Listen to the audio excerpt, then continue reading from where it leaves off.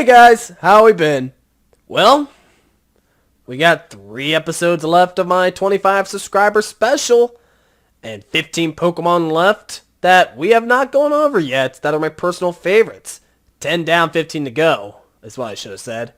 But anyways, this is the mid episode here. As we continue the top 25 of my personal favorite Pokemon countdown, going from 15 to 11.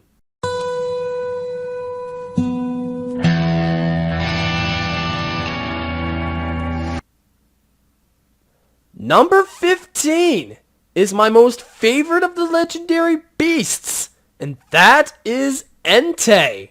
Let me tell you about Entei. It represents the fire. It is said to represent the fires that burned the brass tower in Johto. And that's basically all I said. It's one of the legendary beasts. Is a physical attacker mostly. And it's got the most base health out of the 3 as well. Though it has a few good physical attacks like Fire Fang, Bite, Crunch, it can still do some decent special damage with moves like Flamethrower, Fire Blast. And get this, starting in Gen 6, Entei is able to learn the move Sacred Fire. But that's if you have a heart scale with ya. But anyways, what made Entei one of my personal favorites, I have always, or usually, picked this Pokemon as a kid in Pokemon Stadium 2. And I have had struggles with catching this in Gen 2. Then again, I was immature back then. Even though I didn't use it in Heart Gold because I had Typhlosion as a fire type. I did use it in Pokemon Coliseum, and it was a damn good Pokemon to have on the team. Need a good fire type? Well, there's Entei.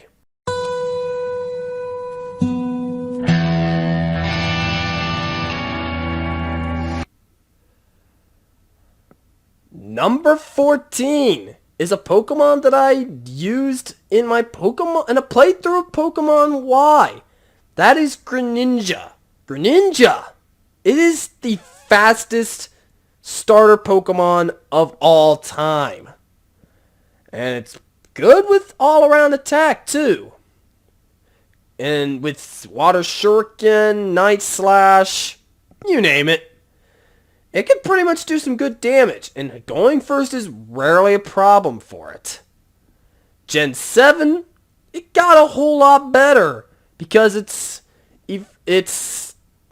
Battle Bond ability, which becomes the Ash Greninja. And boy, does that make its Water Shurikens even stronger. I plan on using it when I get back to my Pokemon Moon playthrough. But hey, aside from Torrent, it has its hidden ability Protean, which changes its types to the move that it's about to use, always giving it the same type attack bonus for every attack, which is the reason why Greninja with Protean was banned in tournaments. Let me tell you, Greninja Ask Greninja. It's also the fastest of all water and dark type Pokemon.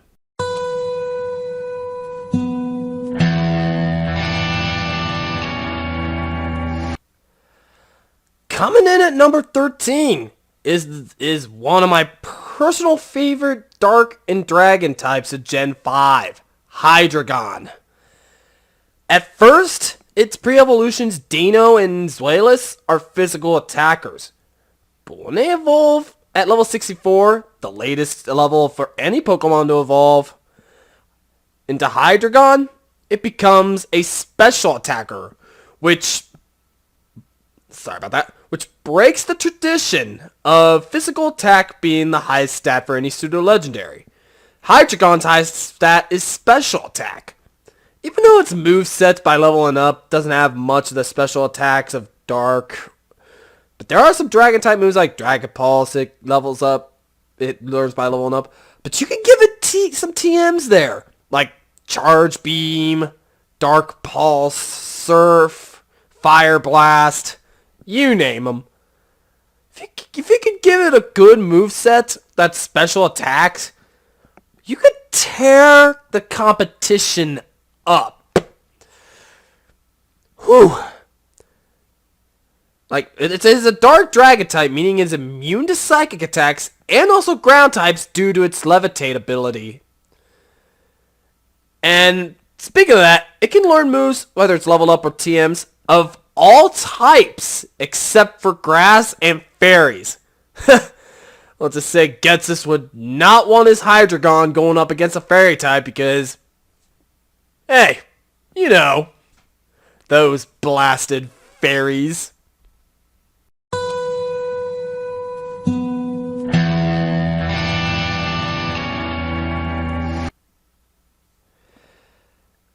Ever thought a giant Pokemon would not be so fast?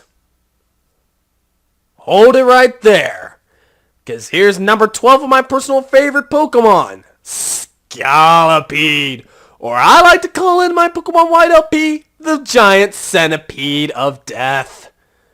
It is a good physical attacker, but its highest stat is speed despite the massive size. And it's got, with good moves, Steamroller, Mega Horn, even Poison Tail at its disposal. This thing could do some very good damage. And it's got some two very good abilities to accompany it. One of them, Poison Point, has a chance of poisoning the foe that physically attacked, or I should say, makes contact with the one with this ability.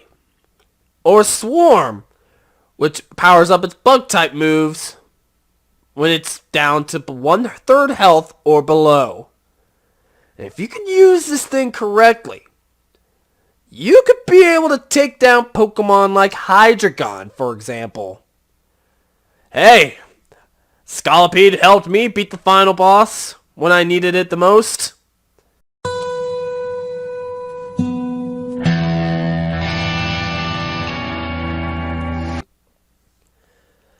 Number 11 is one of my personal favorite fighting and steel types to exist in the Pokemon franchise.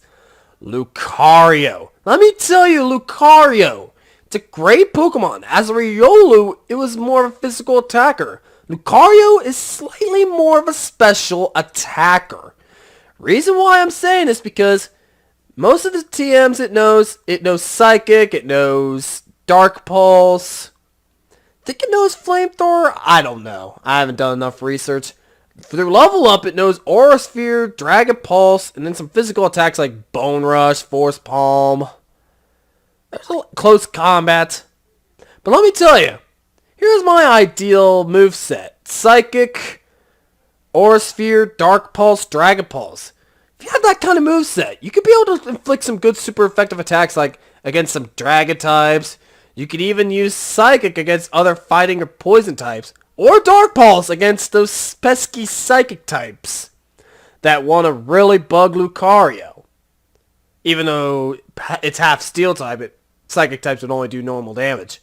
But let me tell you, if you give it the right moveset, Lucario could be a monster. I guess we could say the aura's with you if you do that. Well, that will wrap up this episode. Next time, we're going to count down the top 25 from 10 to 6. See you guys next time.